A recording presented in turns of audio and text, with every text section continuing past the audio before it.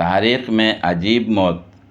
Poland کے شہر وارسا میں ایک موٹی خاتون شدید غصے میں آ گئیں جب اس کے شوہر نے اسے بتایا کہ وہ اسے چھوڑ کر کسی اور سے شادی کر لے گا۔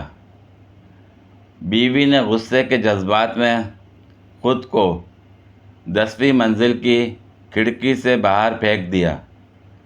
اسی لمحے شوہر عمارت سے نکل رہا تھا، پس اس کی بیوی اس پر جا گری تو شوہر مر گیا اور بیوی زندہ بچ گئی۔ بیگم نے مٹن حلیم بنائی اور جیسے ہی میں گھر آیا مجھے دیکھتے ہی بولی، وہ نہ تھوڑی سی ہلکی سی نیچے لگ گئی ہے۔ میں نے اسمائل پاس کرتے کہا، کوئی بات نہیں بیگم، وہ تو تھوڑی مجھ پر چلی گئی ہے، اور کیا کھانا آیا۔ پہلا نوالا لیا تو محسوس ہوا کہ وہ تھوڑی سی نیچے نہیں لگی بلکہ مکمل مجھ پر گئی ہے۔ جلنے کی بو حلیم میں مکس ہو چکی تھی۔ ایسا لگ رہا تھا جیسے کوئلہ دم کڑھائی یا کیما ہوتا۔ میں نے دوسرا نوالا جی بڑا کر کے توڑا۔ بیگم نوٹ کر رہی تھی، بولی، کہا تھا کہ تھوڑی سی لگ گئی ہے، مگر نہیں، منہ ایسا بنانا کہ اگلے کا موڈ ہی خراب کر دینا۔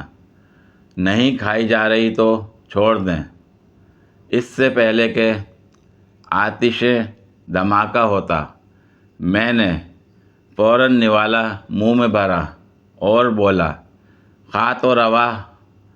وہ سمجھی میں پنجابی میں کچھ بولا ہوں، اس کو پنجابی سمجھ نہیں آتی۔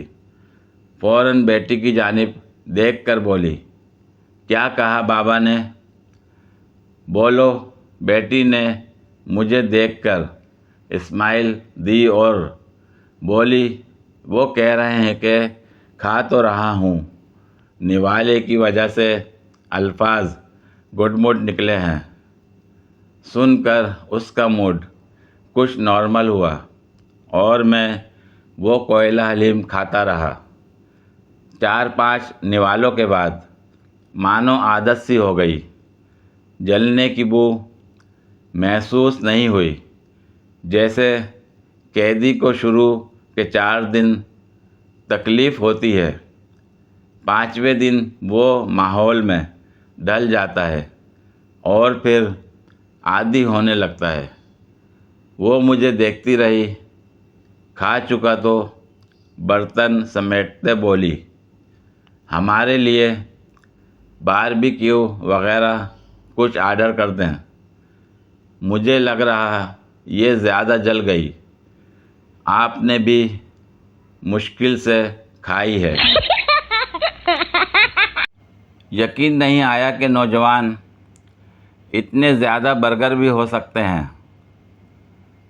سنا ہے کہ بینک میں کام کرنے والے 3 نوجوان دوستوں نے فیصلہ کیا کہ اجتماعی قربانی کے جانور کے دانت وغیرہ اور دیگر عیوب چیک کرنے کے لیے اس بار کسی بڈھے کو ساتھ لے جانے کی بجائے یہ فریضہ ہم خود سر انجام دیں گے۔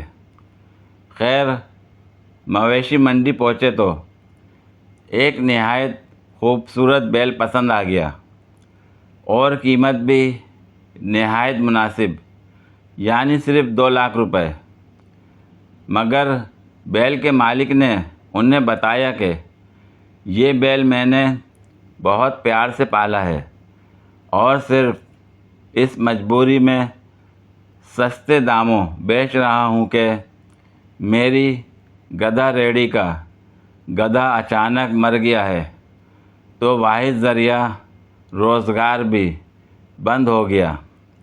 آپ لوگ یوں کیجئے کہ فلاں جگہ ایک شخص گدھا بیچ رہا ہے، مگر میرا ناراض رشتہ دار ہے تو میرے ساتھ سودا ہونا مشکل ہے، لہٰذا آپ لوگ اس سے گدھا خرید کر مجھے دے دیں اور پھر یہ بیل آپ کا ہوا۔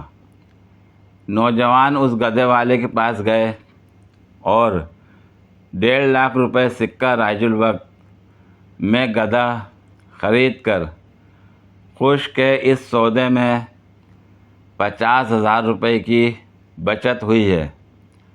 نوجوان جب واپس آئے تو بیل والا بندہ اپنے بیل سمیت غائب تھا۔ گدھا واپس کرنے گئے تو اس بار گدھے والا بھی غائب تھا۔ تو دوستو، قربانی کا جانور خریدتے وقت کسی سمجھدار بڈھے کو اپنے ساتھ ضرور رکھا کیجیے، ورنہ 9-2-11۔ پوری ویڈیو دیکھنے کے لیے شکریہ۔ اگر ویڈیو پسند آئی ہو تو لائک اور شیئر کریں، کمنٹ میں اپنی رائے کا اظہار کریں۔ مزید ویڈیوز کے لیے میرے چینل کو سبسکرائب کریں۔ شکریہ۔